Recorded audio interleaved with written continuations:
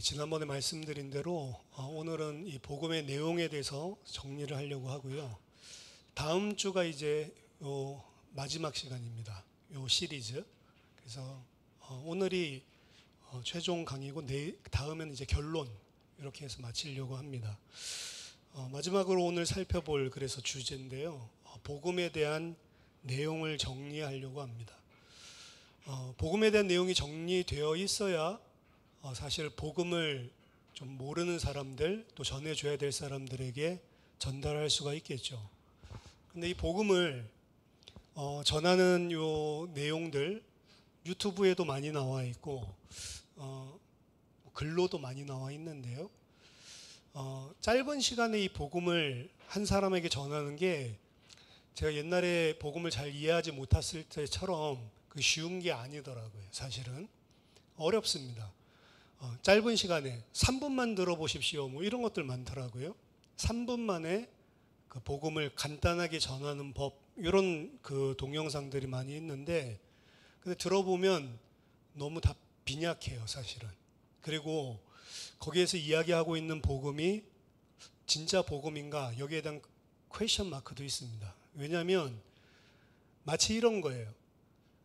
하나님이 함께하고 하나님이 복 줬을 때 행복했는데 네가 죄로 말미암아 하나님과 관계가 끊어지고 그 영적인 죽음이라고 하는데 거기서 살아나기 위해서는 네 힘으로 안 된다. 그래서 하나님이 예수 그리스도 보내주셔서 그 예수 그리스도 믿으면 이제 다시 하나님과의 관계가 회복되고 이제 네가 하나님과 단절됐기 때문에 왔었던 모든 이 세상의 고통, 괴로움, 슬픔 이런 거에서 이제 다시 하나님과 함께 했을 때 하나님이 주시는 복, 기쁨, 평안, 행복 누릴 수 있다. 거의 요 패턴이거든요.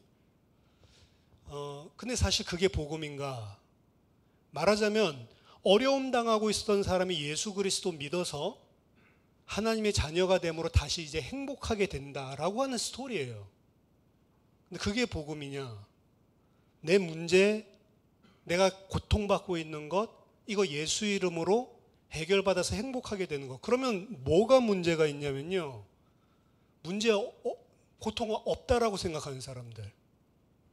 나는 경제적으로도 어려움 없고 육신적으로도 건강에 문제 없고 이런 사람들한테 별로 필요가 없는 거예요, 복음이. 누구에게만 필요한 거죠? 지금 당장 암에 걸리거나 경제적 문제에 시달리거나 가족 문제에 시달리는 사람들, 이 사람들에게만 적용되는 복음의 패턴이라는 거죠. 물론 우리가 다 하나님 떠난 죄인이기 때문에 그런 문제들이 다 있습니다.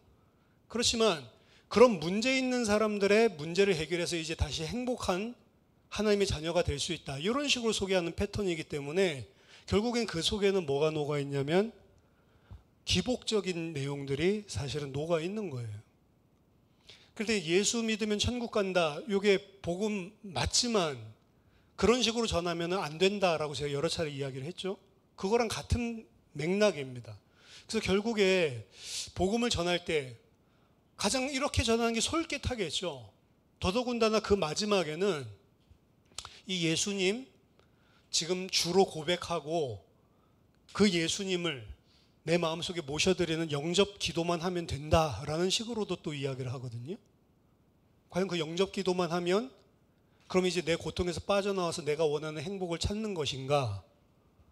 그런 패턴으로 생각한다면 그것만큼 좋은 게 없죠. 그야말로 복음인데 기쁜 소식인데 과연 그게 성경에서 이야기하는 거냐라고 하는 거죠. 그런 식으로 하면 복음 영접해 주는 사람들 많습니다.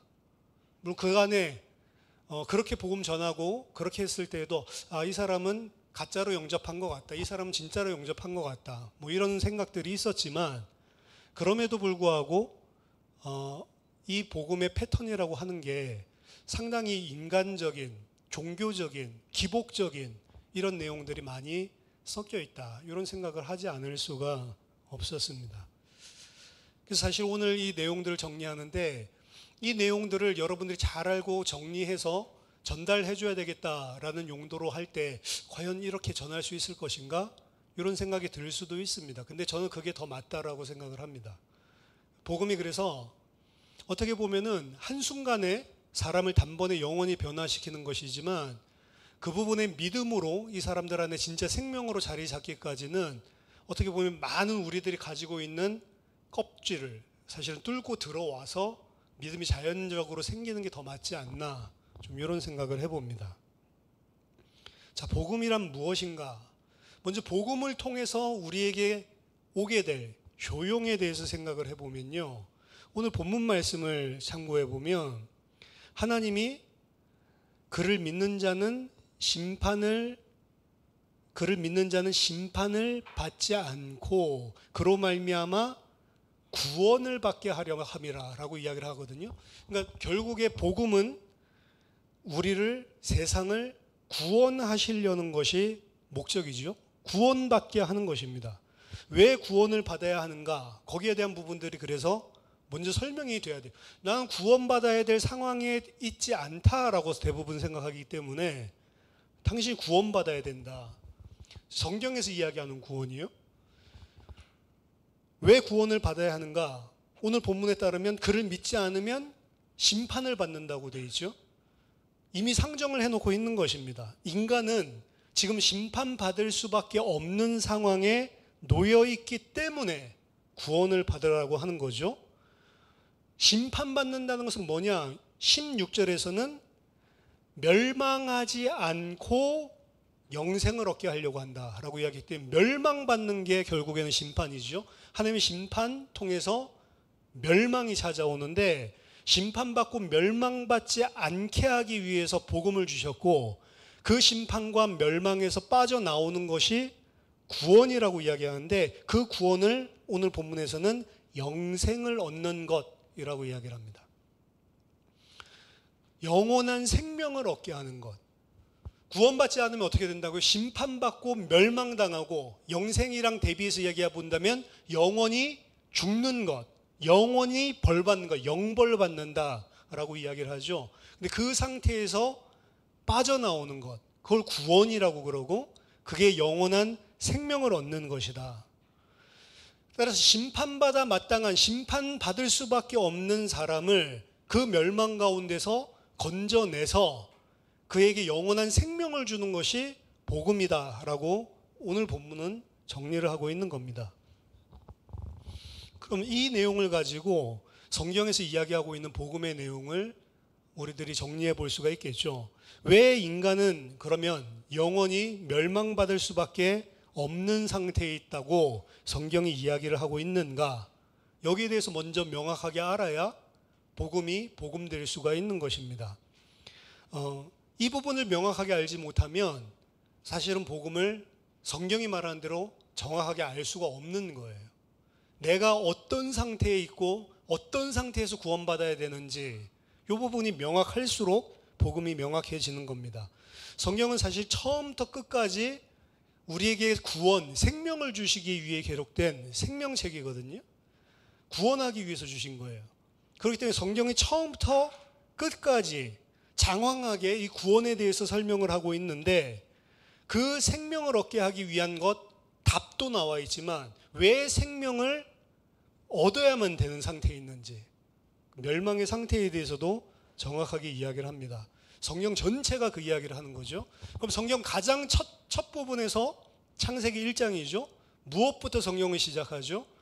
하나님이 계시는데 하나님이 창조주 하나님이다 라고 하는 것부터 성경은 시작하고 있습니다. 태초에 하나님이 천지를 창조하시니라.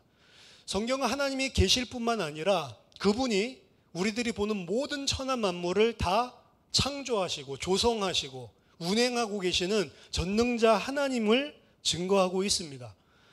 만물뿐만 아니고 모든 생명 있는 것, 기식이 있어서 움직이는 짐승들, 물고기들, 새, 기는 것, 곤충까지도 다 하나님이 창조하셔서 존재하는 것이다 라고 근원을 이야기해 줍니다. 그리고 궁극적으로 마지막으로 하나님이 사람도 창조하셨다. 근데 그 사람은 다른 동물들, 짐승들과 다르게 하나님의 형상, 하나님의 모양대로 창조했다라고 이야기를 합니다. 하나님의 형상, 하나님의 모양이라는 것은 하나님과 닮은 꼴이라는 겁니다. 쉽게 이야기를 하자면 시편 8편에 따르면 하나님이 인간을 지을 때 사람이 무엇이 간데, 인자가 무엇이 간데 하나님보다 조금 못하게 창조하셨다라고 이야기하거든요. 그게 오늘 언어에서는, 창세기 1장에서는 하나님의 형상과 모양대로, 인간은 어떤 존재로 창조했냐, 그냥 피조물인데도 불구하고 인간은 하나님보다 조금 못한 존재로 만들었습니다. 그러니까 하나님이랑 닮았죠. 하나님보다 조금 못하니까. 그렇기 때문에 인간에게 하나님이 모든 피조물을 통치할 수 있는 하나님의 왕적인 권세를 인간에게 주신 겁니다. 그 형상이라고 하는 거의 가장 첫 의미는, 제가 설명을 많이 했었죠. 바벨론이라든지 큰 제국에서 어떤 민족을 점령했을 때 그 땅을 통치하기 위해서 황제가 직접 못 가니까 자기 형상 이미지대로 깎은 동상을 보내놓고 이분이 바로 황제다, 그 앞에 다 무릎 꿇게 만드는 거죠. 원래 이 고대 근동 지방에서의 형상의 의미는 그 의미들을 담고 있습니다. 그러니까 인간이 누구냐? 인간은 아까 전에 그 비유로 치자면 황제가 아니에요. 그럼에도 불구하고 그 황제의 형상이 황제의 노릇을 하듯이 인간이 하나님의 형상으로 만들어졌다라고 하면 인간은 만물을 통치하고 다스리는 창조주가 아닙니다. 그런데도 불구하고 하나님이 만물을 그 발 아래 두고 모든 것을 통치할 수 있는 하나님의 왕권을 줬다는 거죠. 그 대리 통치권자라고 하는 표현을 씁니다. 인간은 하나님 닮아서 모든 만물을 통치하고 다스리는 왕 같은 존재예요. 그리고 창세기 5장 3절 보면 아담의 형상, 아담의 모양을 닮은 자가 그 아담의 아들 셋이거든요. 같은 표현을 쓰죠. 왕일 뿐만 아니라 하나님은 인간을 자신의 아들로 만드셨다고요. 성경에 보면은 하나님의 아들이면서 만왕의 왕이 계시는데 그분이 누구죠? 예수 그리스도죠. 그러니까 원래 인간을 예수 그리스도와 방불한 어떤 존재로 하나님께서 복 주신 거죠. 피조물에 불과한데 말입니다. 인간은 엄청난 특권을 받았습니다. 근데 그 인간을 어떻게 만들었냐? 창세기 2장에서는 흙으로 만들었다, 티끌로 만들었다, 먼지로 만들었다. 원래 땅의 흙으로, 근데 그 흙이 아니고 먼지라고 이야기했죠. 먼지 같은 존재. 성경에서 나오는 먼지는 하찮은 것, 아무 쓸모없는 것, 아무것도 아닌 피조물. 인간은 원래는 뭐냐? 피조물, 티끌 같은 것, 아무것도 아닌 것인데, 근데 그를 어떻게 하나님이 복 주셨냐면 하나님의 아들로, 하나님을 대신해서 모든 만물을 통치할 수 있는 만왕의 왕으로 세워줬단 말이에요. 그게 하나님이 인간을 창조하신 내용이죠. 그 인간에게 하나님이 모든 만물을 대하여 너는 왕이고 하나님같이 내가 만들었다, 이 이야기를 하고 있는 겁니다. 하지만 아무리 그렇게 만들었다 하더라도 인간은 원래 존재가 뭐라고요? 티끌이고 먼지란 말이에요. 이 사실을 기억해야 된다는 거죠. 네가 만물을 대하여서는 나의 아들이고 왕으로서 통치하는 지배자지만 나를 바라볼 때는 어떻게 바라봐야 돼요? 그런 왕의 자리로 하나님이 형상을 주신 그 하나님의 은혜에 감사하고 순종하는 아들이 되어야 된단 말이에요. 그 순종하는 아들이 되라고 주신 것이 선악을 알게 하는 나무의 실과를 먹지 말라라고 하는 하나님의 명령입니다. 근데 그 명령은 지키기 어려운 게 전혀 아닙니다.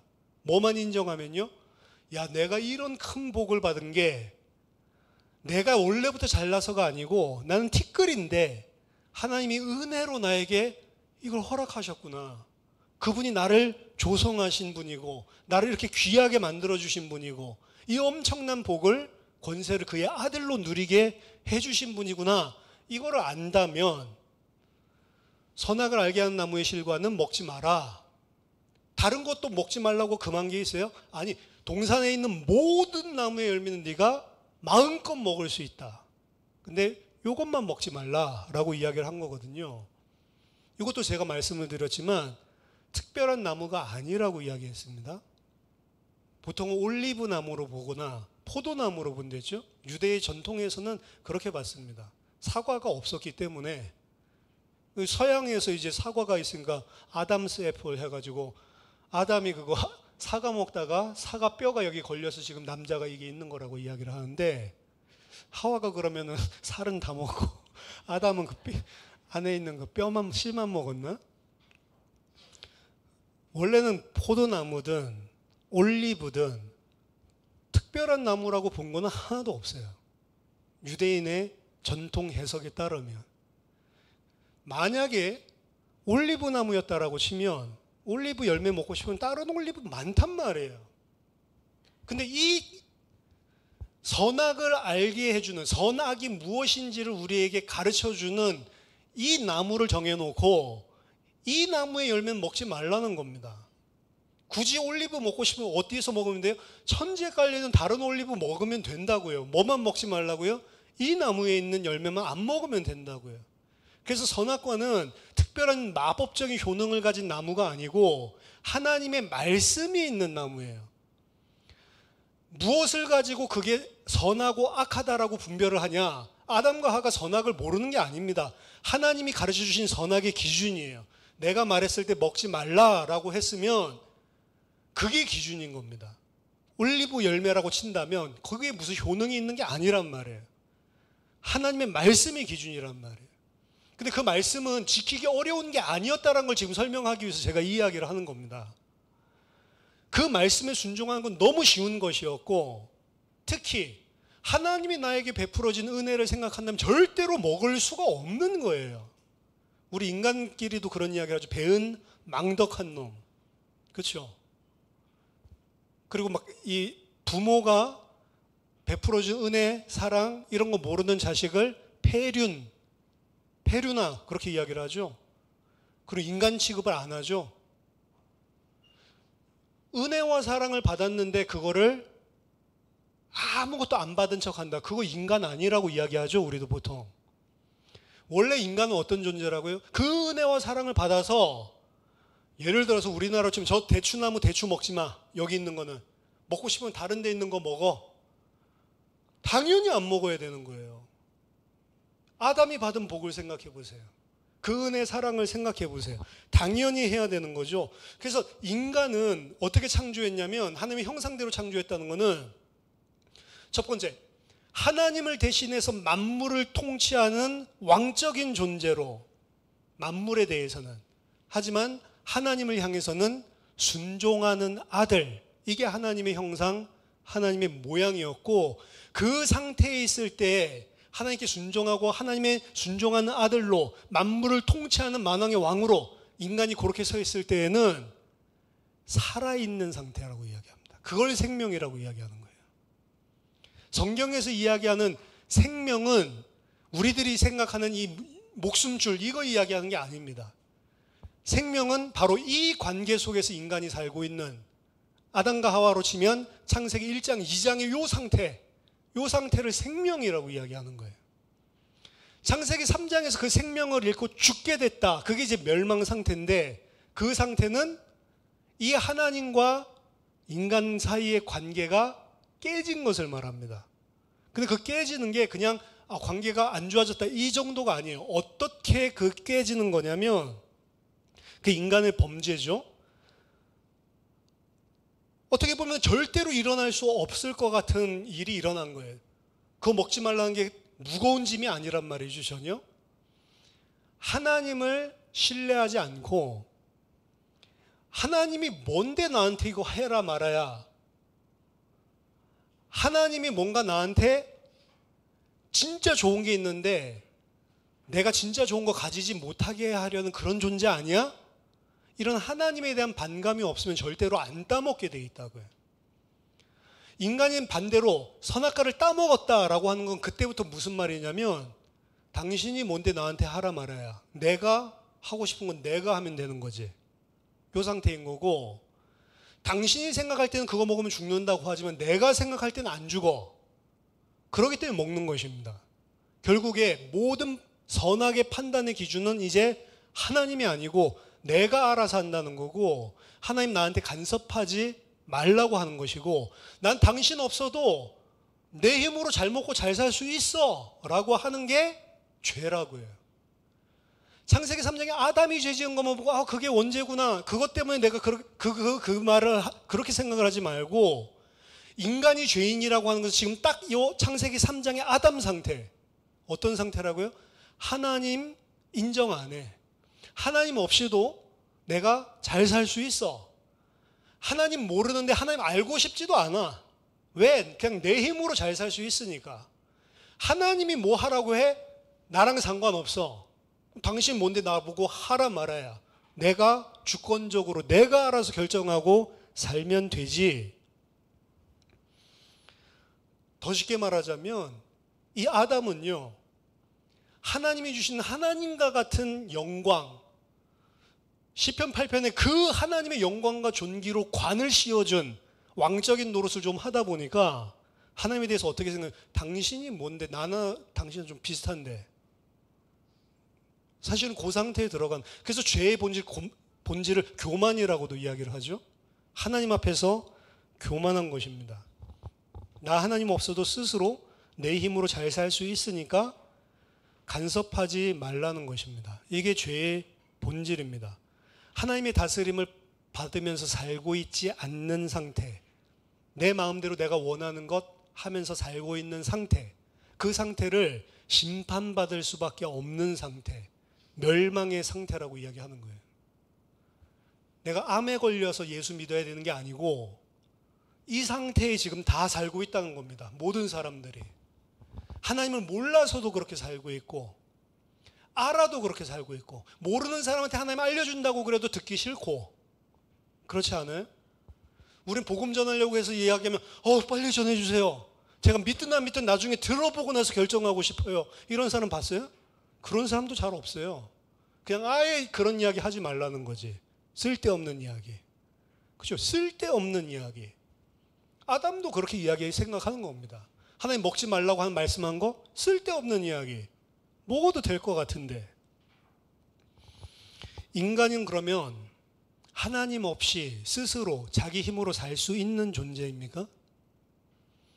하나님 없다고 생각하고 하나님 믿는 사람들 손가락질하고 하나님 없이도 내 힘으로 잘 살 수 있다고 생각하는 그 사람도 하나님이 공급해 주시는 은혜 없이는 단 1초도 살 수 없는 게 인간입니다. 자기 힘으로 공기 만들어 가지고 숨 쉬면서 살아요? 5분만 숨 못 쉬면 죽는데요, 다? 그러니까 어땠어요? 저 5분 더 참을 수 있어요, 그러는데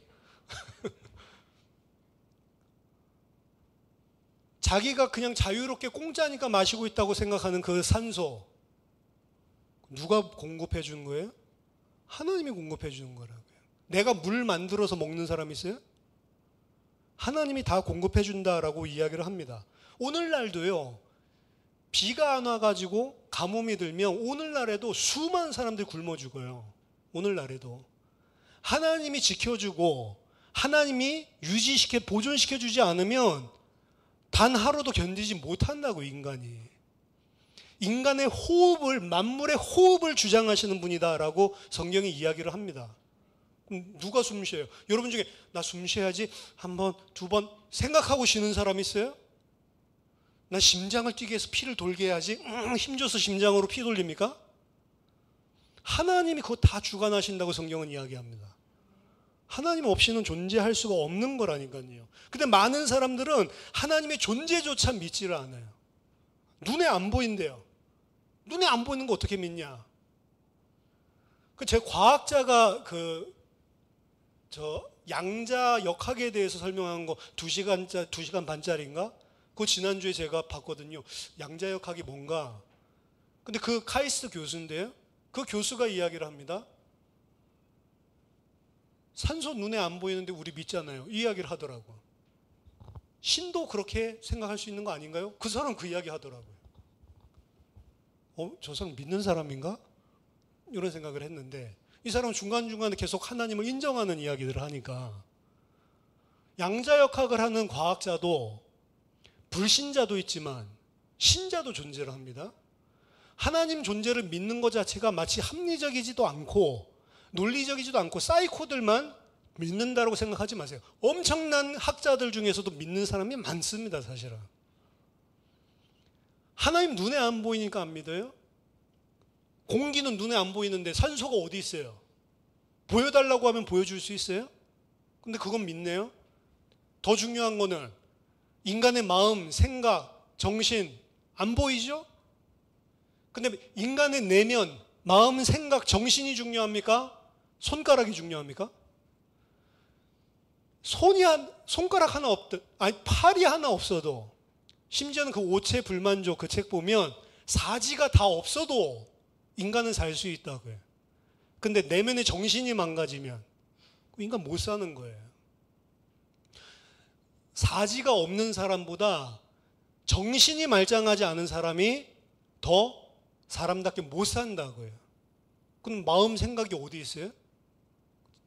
뇌니까 그 장기 그 안에 들어있는 거예요? 인간의 마음 생각은 뭐예요? 당신 생각 있어? 생각 있죠? 보여줘봐. 어떻게 보여줘요? 눈에 보이는 것, 눈에 보이지 않는 것 가지고 하는데 눈에 보이는 것은 다 믿어져요?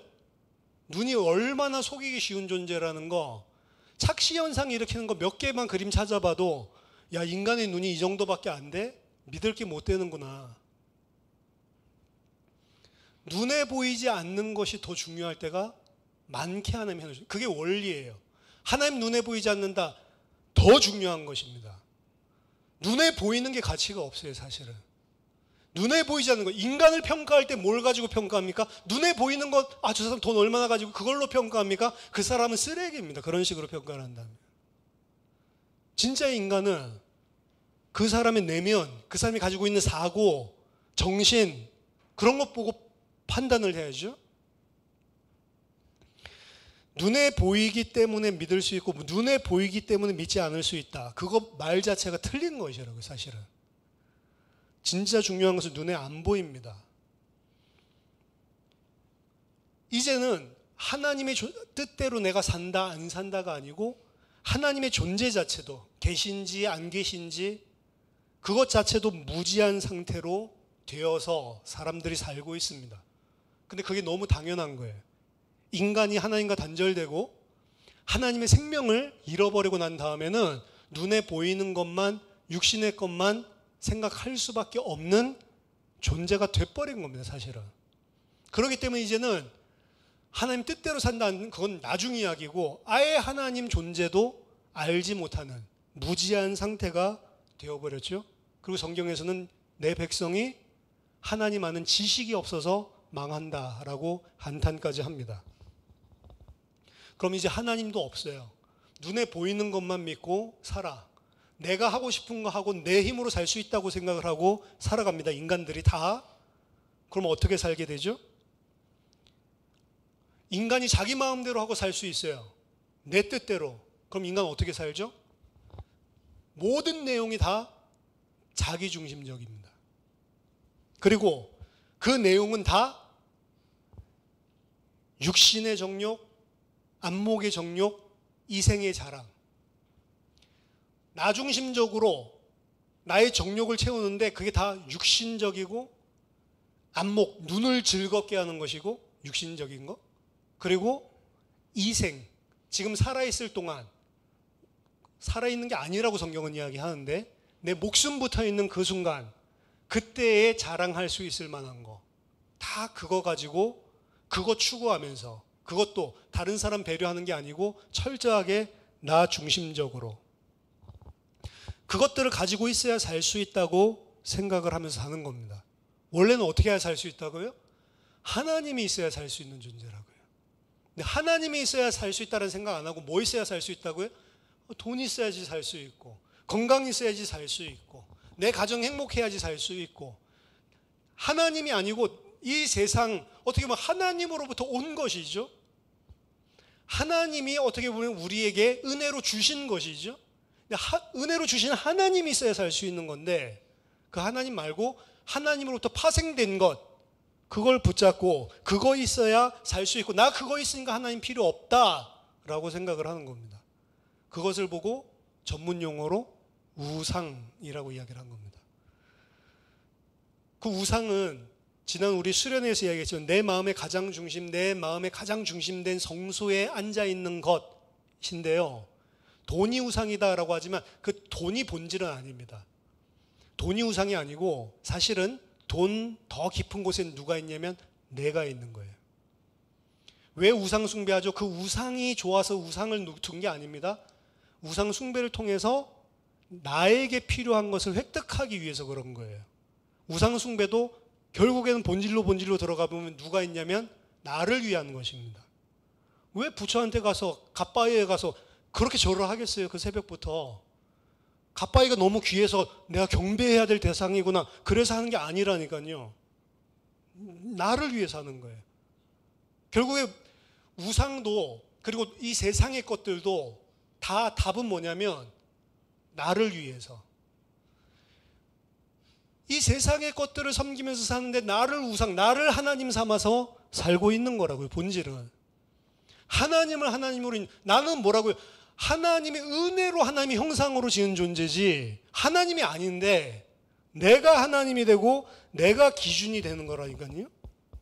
그 종교도 그렇게 따지고 보면 다 마찬가지인 거죠. 결국 뭐 하자는 겁니까?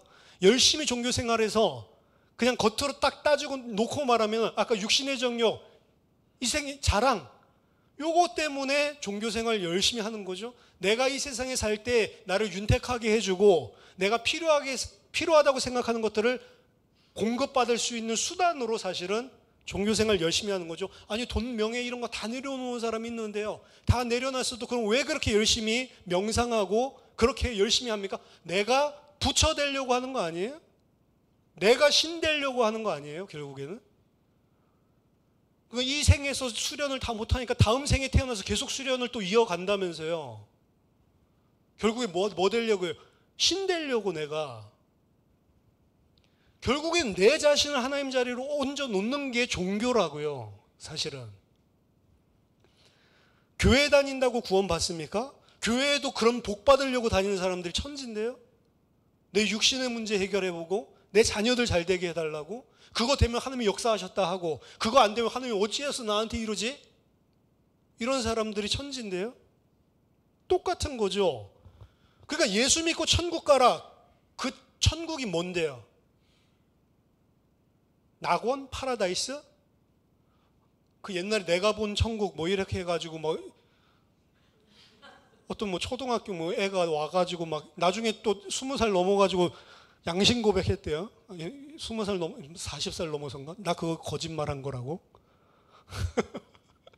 그 한국에 히트 쳤죠. 그래서 그거 보니까 얘가 막 황금길이 막 있고 무슨 온갖 꽃이 막 나무에는 무슨 뭐 열매가 맺렸는데 한 가지 열매가 맺히는 게 아니고 뭐 어떻게 접을 붙였는지 뭐 수백 가지 열매가 동시에 열리고 뭐 문은 진주문으로 요한계시록에 다 나와 있는 이야기야. 그렇죠? 그걸 갖다가 이제 막 자기가 날아다니면서 본 것처럼 그거하고 막 사람들 와 천국이 있구나 막 울고 그 울었던 그 사람들 천국 갈 거라고 천국의 소망 가지고 있다는 그 사람들이 생각하는 천국이 도대체 뭐냔 말이에요. 그 아이가 이야기하는 그 천국은 도대체 뭡니까? 파라다이스. 영원히 내가 눈물도 없고 질병도 없고 아픔도 없고 고통도 없고 맨션 호화 맨션에서 살면서 맛있는 거 먹고 편안하게 살고 누릴 수 있는 거 돈 걱정도 안 하고 너무 부자니까 천국이야? 그런 천국 바라는 거예요. 모슬렘은 또 내가 가면 막 미녀 뭐 10명이랑 같이 살게 해준다. 뭐 미녀 뭐 몇백 명을 뭐 다스릴 수 있는 정력을 준다 남자에게. 그게 천국이라고 그 사람들 생각하더라고. 그 자살 폭탄 테러까지 하는 거예요. 가서 10명의 미녀들이랑 영원히 써도 메마르지 않는 정력 가지고 그렇게 살려. 그게 다 뭐죠? 그럼 예수 믿고 천국 가세요 라고 하는 것들도 내가 생각하는 교회 다니는 사람들의 천국에 그런 이미지가 오버에 껴있는 거 아니에요? 천국이? 성경에서 이야기하고 있는 천국이 그런 겁니까? 그럼 예수 믿고 천국 가세요 하면 다 그 생각한다고. 지옥 거기 불 얼마나 뜨겁고 심판 형벌 아플까 무서울까. 근데 그거 가지 않고 내가 원하는 모든 것은 다 있는 그 천국, 내가 원하는 모든 게 다 뭔데요? 다 이 땅의 건데 그 천국 가겠다라고 하는 생각이 내가 원하는 그 모든 것의 내용이 다 이 땅의 건데 이 땅의 거 가지고 싶어 하면서 천국 간대요.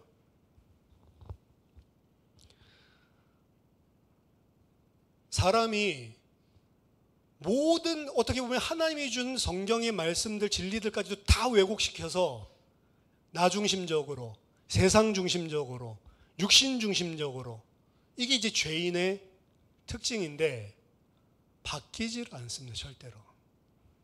근데 그렇게 하는 것들을 다 하나님이 알잖아요. 하나님 볼 때는 어때요? 우리가 봐도 이렇게 티가 나는데 하나님 볼 때 그 속까지 다 보잖아요. 하는 짓짓마다 다 하나님을 폄훼하고 내리깎고 모욕하고, 그 무슨 하나님 뭐 영어에서 뭐 까 들어가면 지저스 들어가서 막 욕하기 때문에 신성모독한다라고 하는데 그것만 신성모독이 아니고 하는 짓마다 다 신성모독이에요. 사실은 하나님 무시하고. 그러면 하나님은 속된 말로 이러한 싸가지 없는 인간들을 더 이상 은혜 베풀지 않고 싸그리 멸절시켜버리고, 아담 끝났어, 다시 그냥 새로운 행성에서 또 시작하면 되는 거 아닌가요? 하나님은? 아이, 우주도 넓은데 저 같으면 그렇게 하겠어. 아, 이번 실패작이네. 쿡. 여기서 다시 이것도 안 되면 또 쿡. 그렇게 하겠어요. 나 같으면. 근데 하나님은 이러한 수준에 있는 인간들을 구원하시기 위해서 이스라엘이라고 하는 백성을 택하고, 내가 너희들을 어떻게 구원하고 너희들이 어떤 멸망 상태에 있는지를 그들의 역사와 그들의 선지자들을 통한 글을 통해서 수천 년 동안 참으면서 계속해서 내가 그런데도 불구하고 너희를 살려내겠다라고 하는 게 이 성경 아닌가요? 은혜고 사랑이고 감사합니다. 사실은 구약 성경에서부터 사실은 복음을 계속 이야기했어요. 신약 성경에만 이야기한 게 아닙니다. 근데 구약 성경에서 이야기한 복음의 내용은 신약 성경에서는 우리가 뭐 바울 복음서를 통해서 바울 서신서를 통해서 복음은 예수 그리스도의 십자가의 죽음과 부활, 그 예수 그리스도의 대속, 이렇게 우리는 알고 있지만 구약 성경에서는 내가 메시아를 보내서 너희 죄를 대속하고 이렇게 까놓고 말하지 않고 그들에게 전하는 좋은 소식은 딱 한 가지 주제를 가지고만 이야기를 합니다. 예를 들어서 이사야서 40장 9절부터 11절까지 보면 아름다운 소식을 시온에 전하는 자여, 이게 말하자면 복음을 시온에 전하는 자여, 너는 높은 산에 오르라. 아름다운 소식을 예루살렘에 전하는 자여, 너는 힘써 소리를 높이라. 두려워하지 말고 소리를 높여 유다의 성읍들에 이르기를 너희의 하나님을 보라 하라. 보라, 주 여호와께서, 이게 이제 복음입니다. 주 여호와께서 장차 강한 자로 임하실 것이요 친히 그의 팔로 다스릴 것이라. 보라, 상급이 그에게 있고 보응이 그의 앞에 있으며 그는 목자같이 양떼를 먹이시며 어린 양을 그 팔로 모아 품에 안으시며 젖먹이는 암컷들을 온순히 인도하시리로다. 자, 여기서 복음은 뭐냐면 봐라, 여호와께서 강한 자로 다시 돌아오실 것이고 그 여호와께서 다스릴 것이다. 요게 복음입니다. 사실은 구약에서 이야기하고 있는 복음, 그 마지막 때 하나님께서 그들의 백성을 위해서 베푸실 구원은 뭐냐? 하나님이 다시 귀환하셔서 강한 팔로 그들을 통치하시고 다스려 주실 것이다. 그게 하나님의 나라예요. 이사야서는 이것을 아름다운 소식 복음이라고 이야기를 합니다. 그럼 아까 전에 창세기 1장의 이야기로 다시 돌아가 보세요. 1장, 2장의 상태는 어떤 상태였어요? 하나님의 통치를 받고 하나님의 다스림을 받는 상태에 있는 거예요. 그게 본질입니다. 근데 그 하나님의 통치와 다스림은 인간의 바로왕과 같지 않아서 그 통치하고 다스리는 자들을 다 어떻게 만든가요? 자기 아들같이 왕같이 삼아주시는 거라고요. 하나님 통치는. 인간 왕은 그렇게 통치 안 하죠. 인간 왕은 내가 부려먹고 쓸모없으면 죽여버린다고. 근데 하나님의 통치는 뭐예요? 이들을 자기 아들같이, 그리고 자기 모든 것을 대리해서 통치하는 왕으로 그 복을 누리는 게 하나님의 다스림을 받고 있을 때의 이스라엘이란 말이에요. 근데 이스라엘이 영적으로 이렇게 못 깨닫죠. 절대로.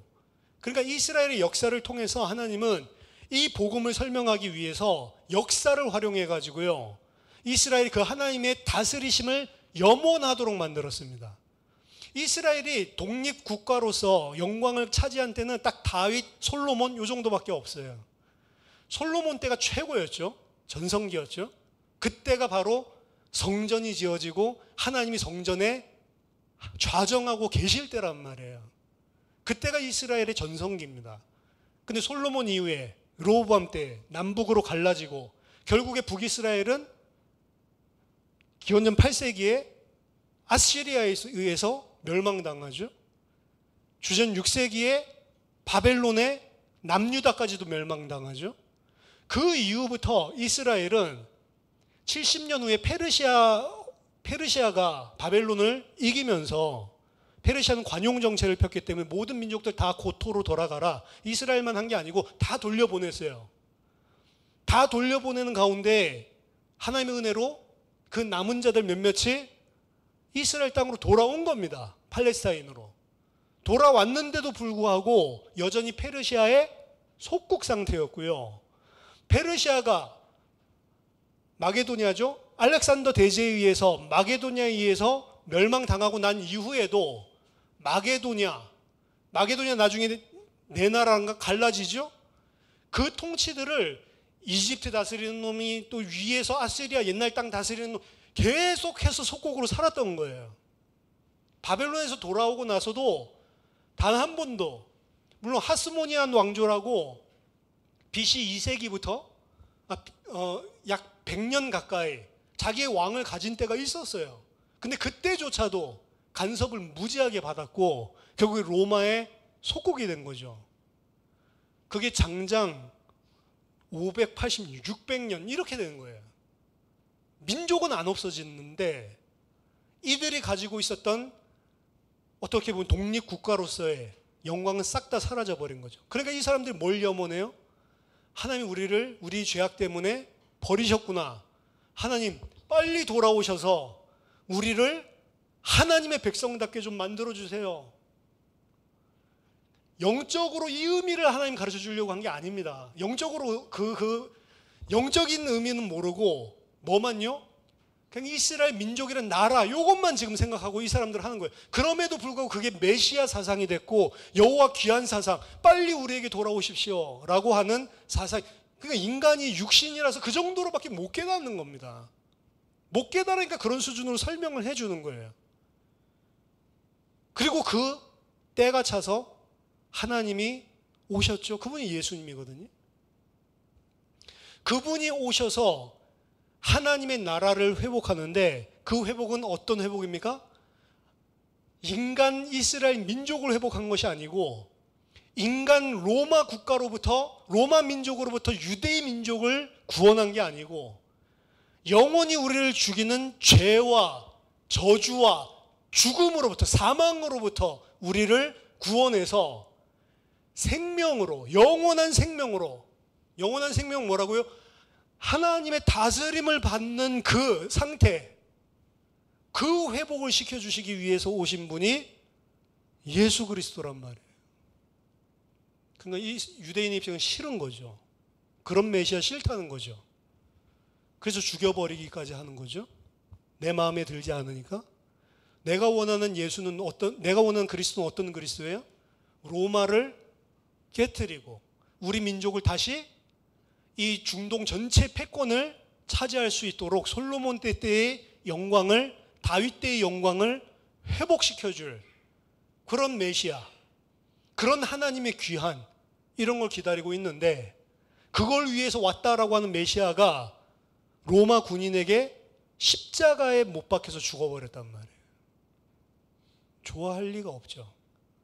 육신적인, 세상 중심적인 이런 사람들이. 근데 오늘날의 예수 믿는 사람들 또한 그 십자가에 달려 죽은 예수를 이용해서 뭘 가지길 원해요? 로마로부터 속국에서 빠져나오고 내가 가지고 있었던 내가 가지고 누리기를 원했던 그것 얻어내고 예수 믿는 겁니까? 아니란 말이죠.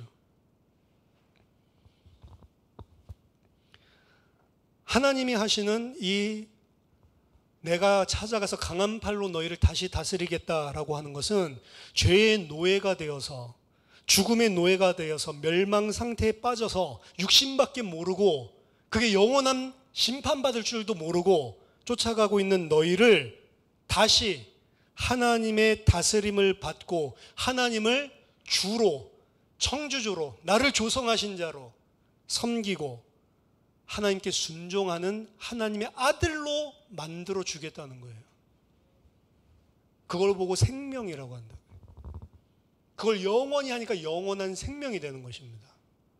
그럼 그 영원한 생명은 죽어서 천국 가서 어떤 곳에 가서 하는 게 아니고 이 땅에서 예수 그리스도를 믿고 그분께 돌아왔을 때 그때부터 하나님의 나라와 통치가 천국이 그 믿는 사람 속에 시작되는 거라고요, 사실은. 예수님께서 그래서 오셔서 복음을 처음 오셔서 복음을 뭐라고 전하냐면 마가복음 1장 14절 15절 보면 요한이 잡힌 후 여호와께서 갈릴리에 오셔서 하나님의 복음을 전파하며 복음 전파한다고 하죠. 뭐라고 전파했냐? 이르시되 때가 찼고 하나님의 나라가 가까이 왔으니 회개하고 복음을 믿으라. 이게 예수님이 전한 복음이에요. 회개하고 하나님의 복음을 믿어라. 왜? 이제 하나님의 나라가 가까이 왔다. 하나님 나라는 다스림, 통치입니다. 이제 너희가 다스리고 통치하며 살던 그 삶 회개하고 하나님의 다스림을 받는 순종하는 아들로 회개하고 돌아와라 라고 하는 게 예수님의 복음이었단 말이에요. 근데 돌아와라 한다고 돌아와집니까? 안 돌아와져요. 왜? 인간이 죄인이기 때문에. 그래서 그 죄 문제를 해결하지 않는 한 돌아오고 싶어도 못 돌아오는 것입니다. 그래서 그 죄 문제를 해결해 준 게 예수님의 십자가란 말이에요. 그러니까 예수의 십자가를 믿으면 구원받는다. 아, 저 피가 내 죄를 대속해 줬구나. 그건 믿으면 구원받는다. 그건 어떻게 보면은 반쪽만 이야기하고 잘못 이야기를 하고 있는 겁니다. 그 피를 믿는 것은 내가 더 이상 나를 주로 삼고 나를 하나님으로 삼고 살지 않고 이제 이 삶을 떠나서 하나님께 돌아갈 수밖에 없다라는 것을 인정하는 게 사실은 믿음의 내용이에요. 예수 그리스도께서 죄를 다 용서해 줬으니 이제 그거 믿고 이제 죄에서 빠져나왔으니 이제 내가 구원받았구나. 이거 구원파식으로 그냥 끝나는 거라고요. 항상 뭐가 연결되어 있어요? 이제는 그 예수를 믿었으니 그 예수를 믿는다는 것은 아까 전에 하나님께서 이런 싸가지 없는 인간들을 버려둔 게 아니고 다시 회복하겠다라고 약속하면서 나중에 예수님이 오셔서 이제 군데군데 성경의 예언들을 밝혀주신 것이지만 그 하나님의 나라가 어떻게 오냐? 자기의 아들을 보내서 십자가에 죽이심으로 그를 부활시킴으로 대속과 영원한 생명으로의 부활을 통해서 하나님이 그 생명을 다시 회복시켜주는 그게 이제 복음의 내용이거든요. 그럼 예수의 십자가를 믿는다는 것은 사실은 이런 죄인인데도 불구하고 자기 아들을 죽이면서까지 나를 살리시려는 분이 하나님이구나. 아까 아담은 하나님은 어떻게 생각했죠? 자기가 뭔데 나한테 뭐라고 그래? 자기는 나나 비슷한 거 아니야? 혹시 저거 먹으면 내가 하나님처럼 될까 봐 저러는 거 아니야? 이렇게 생각을 했죠. 그러니까 하나님을 의심하고 있는 상태라고요. 하나님이 좋은 것 안 준다라고 생각하고 있는 상태. 그래서 하나님은 어떻게 보면은 배반하고 나가가지고 계속 신성모독하는 짓을 하고 있는데, 하나님 그 사람을 위해서 어떻게 했다고요? 자기 아들을 죽이면서까지 다시 돌아올 수 있는 길을 열어주고 빨리 오라라고 하는 겁니다. 그러니까 그 사랑이 딱 맥힌 사람은 그 예수를 믿는다는 것이고, 그게 예수 믿는 겁니다. 그렇기 때문에 다시는 이제 내가 하나님의 아들을 십자가에 못 박는 삶을 살 수가 없고, 하나님의 다스림을 받는 순종하는 아들로 살아가겠다고 터닝, 회개하는 거예요, 사실은. 그래서 회개와 믿음과 그리고 하나님께 순종, 이게 다 똑같은 이야기라고요, 사실은. 근데 그거 중에 믿음, 예수님 내 죄 때문에 죽었어, 이것만 믿으면 구원받는다, 이렇게 퉁치고 넘어가는 거라고요. 값싼 기독교, 싸구려 기독교로. 그게 구원파식이고, 하나님 필요 없다던 죄인이 그 하나님의 은혜 사랑 없이는 살 수 없었구나, 그 하나님의 다스림이 있어야지 나는 사는 존재구나, 그 사실을 깨닫고 회개하고 하나님의 통치 속으로, 하나님의 다스림을 받기 위해서 하나님 품으로 돌아가는 게 복음이라고요. 그리고 그 돌아올 수 있는 길을 죄인된 인간을 위해 대속의 피로 십자가에서 예수님이 열어주신 겁니다. 왜냐하면 하나님은 사랑의 하나님이기도 하지만 공의의 하나님이기도 하시거든요. 그 두 개를 다 만족시켜내는 길을 대속이라는 방법으로 예수님이 이루어내신 거죠. 죄인은 죄의 삭은 사망이기 때문에 하나님의 공의에서는 다 죽을 수밖에 없는 존재들인데, 대신 죄값을 다 치렀다는 거예요. 우리가 받을 형벌을. 그래서 예수 그리스도의 십자가가 고린도전서 1장 18절, 24절 양절을 보면 하나님의 지혜고 하나님의 능력이라고 이야기하는 겁니다. 복음은 결국에 뭐냐? 우리가 다시 하나님 품으로 돌아가서 다시 하나님과 화해하고 다시 그 하나님을 하나님으로 인정하고 하나님을 나의 주인으로 삼고 하나님께서 주시는 왕적인 복과 세상을 갖다 막 쫓아가는 거 말고 통치하고 만물을 다스릴 수 있는 왕적인 복과 하나님의 아들 된 권세를 영원히 회복하고, 이제 내가 그 하나님의 통치 가운데서 살겠다라고 하는 것, 그 통치 가운데 돌아갈 수 있는 길이 회복된 것, 십자가로. 이게 복음입니다. 복음을 이렇게 어떻게 보면 깊이 있게 알았다면 사실은 오늘날 기독교가 지금 숫자보다 훨씬 적었을 가능성이 많고, 그렇게 살기 싫으니까 인간은. 대신에 기독교인들은 세상 사람들의 손가락질 안 당했으면서 살 가능성이 훨씬 높습니다. 마치 로마 때처럼요. 믿기 힘든데 그때 믿었던 사람들이 진짜가 훨씬 많거든요. 그때도 가짜가 없다는 거 아닙니다. 그때도 가짜 있습니다. 근데 그때가 훨씬 더 많거든요. 왜? 이 세상에서 주는 모든 불이익들을 다 받으면서까지도 나는 그래도 하나님의 통치를 받으면서 살겠다라고 예수 보내주신 그 은혜가 감사해서 그 하나님의 은혜와 사랑에 반응한 사람들만 믿을 수 있는 시대였거든.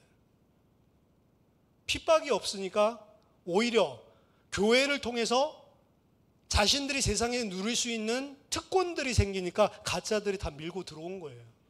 중세시대 때 군역도 면제해 주지, 세금도 가볍게 해주지. 누가 안 믿겠어요? 그 이교도들도 다 들어온 거예요. 들어오면서 뭐 가지고 들어와요?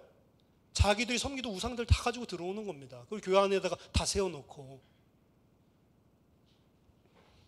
믿기 어려워야 더 진짜가 생기는 겁니다. 그렇죠? 예수 믿는 게 어려운 거예요. 아니, 어려운 게 아니고 성경은 불가능한 거다.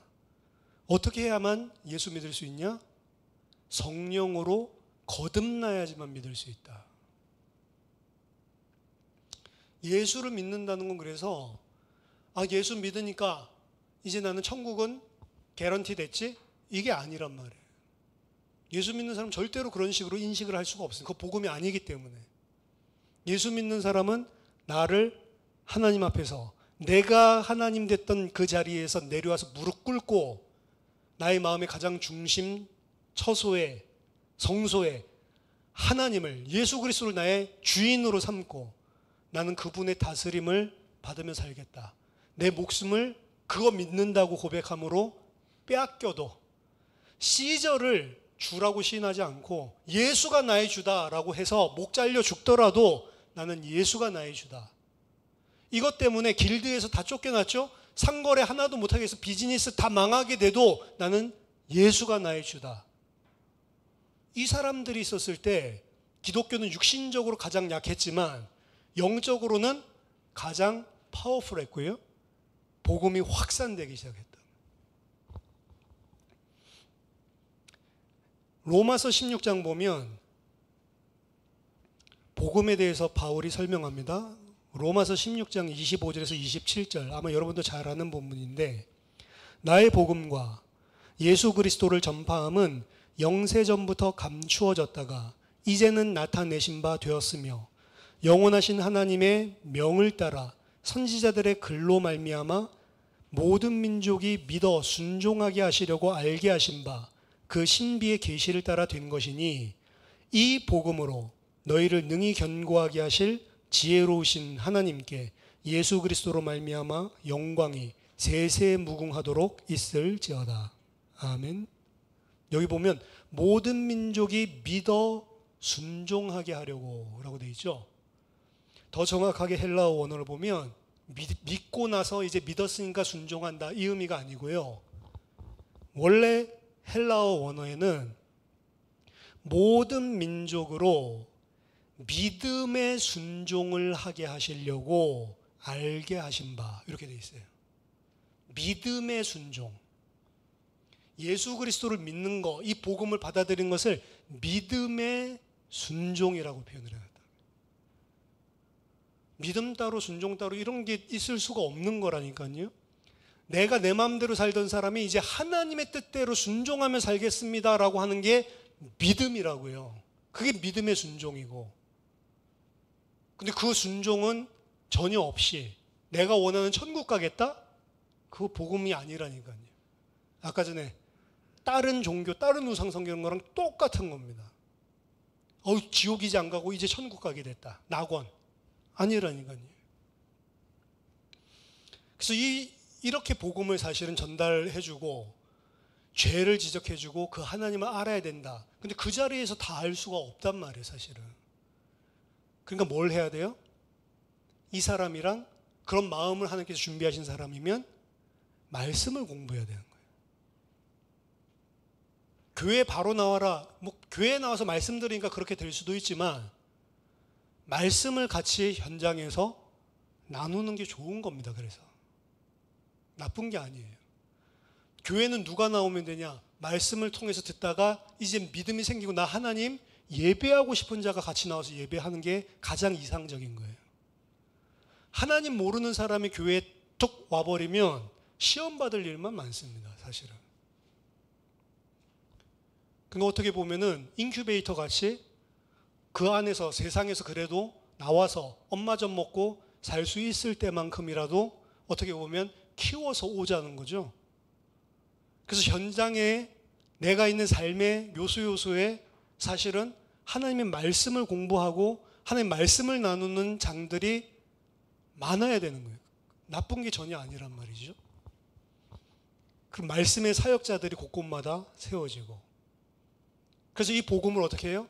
단판에 3분 만에 결론 내어주는 게 아니고 이 부분에 대한 마음을 가지고 있는 사람이 있거든요. 알고 싶어하고 하나님 그런 마음 주는 사람이 있어요. 소수지만. 그런 사람들에게 말씀을, 요새 유튜브가 있으니까 말씀을 듣게 해주는 것도 좋지만 그건 일방적으로 선포니까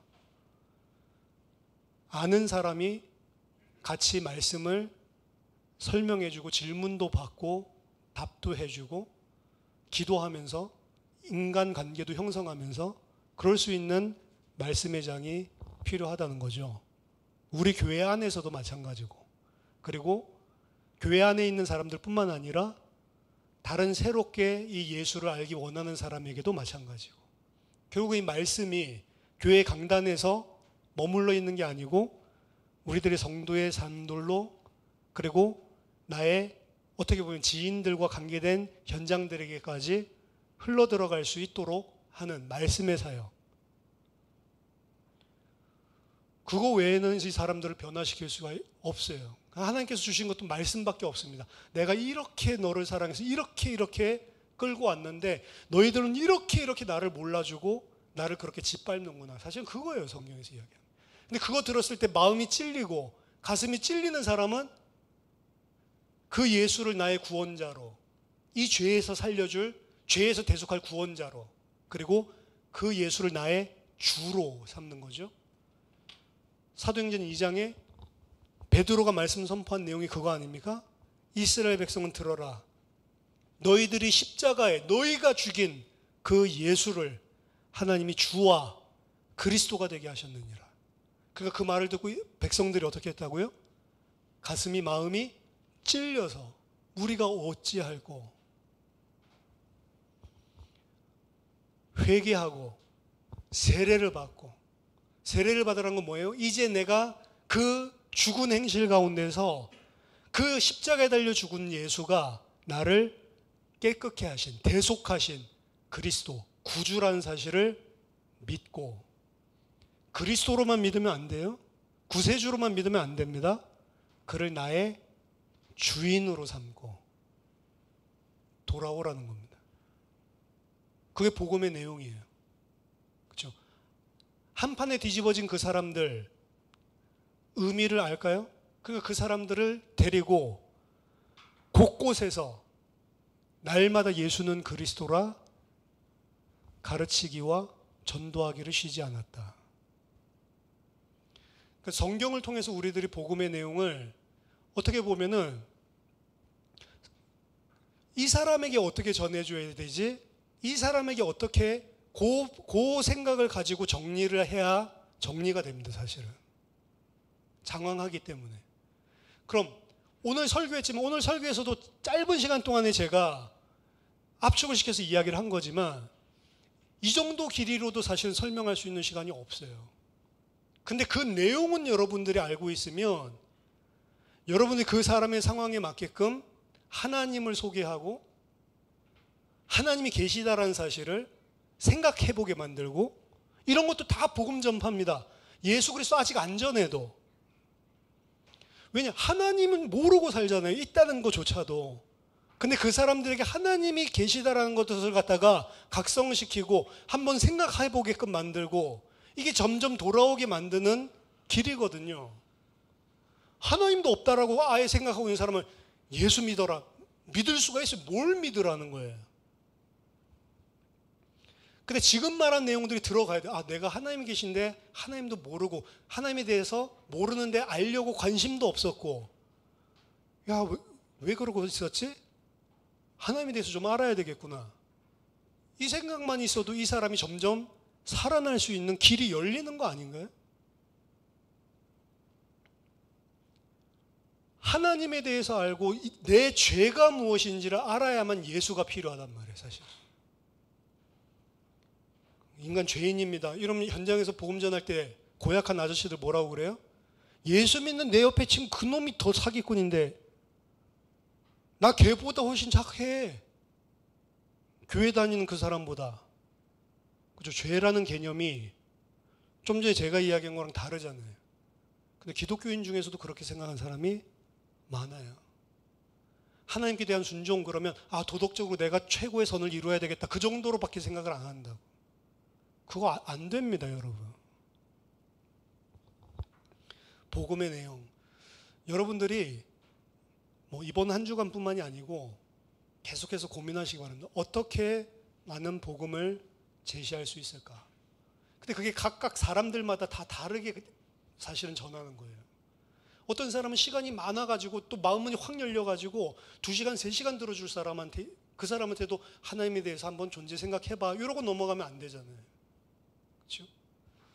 복음의 내용을 여러분들이 확실하게 가지고 여러분들을 통해서 아름다운 소식이 전파되고 하나님의 백성들이 살아나게 되는 생명의 역사가 있기를 바라고, 여러분 자신이 영원한 생명을 가진 자로 하나님의 통치와 다스림을 받는 하나님의 아들로 순종하는 아들이면서 만물을 쫓아서 세상의 정욕, 육신의 정욕, 이생의 자랑, 만물에게 통치당하는 삶이 아니고 만물을 통치하는 영광의 왕으로 살게 되는 은혜가 있기를 예수 그리스도 이름으로 축원합니다.